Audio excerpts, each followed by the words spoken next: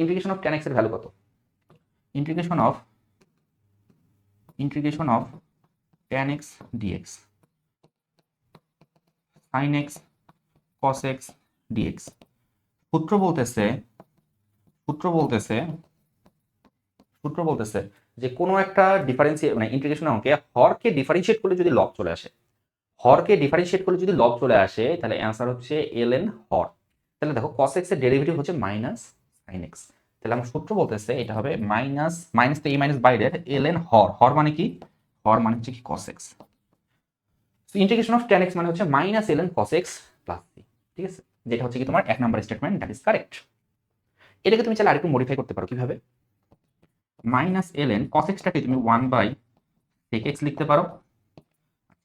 তাহলে এখন দেখো এটাকে তুমি কি লিখতে পারো, এইখানে মাইনাস আছে, তুমি লিখতে পারো ln 1 minus ln sec x plus c। এরকম লেখা যায় না?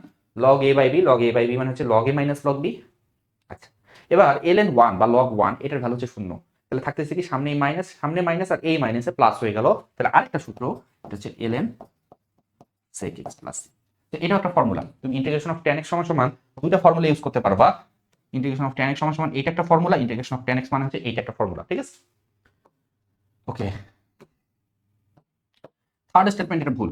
cot x কখনো আসবে না, হয় cos x আসবে না হলে sec x আসবে, ln cot x আসবে না। তাহলে আমার কারেক্ট অ্যান্সার হচ্ছে কি 1 2 যেখানে আছে সেটা 1 2 আছে অপশন ক তে, অপশন ক হচ্ছে সঠিক উত্তর।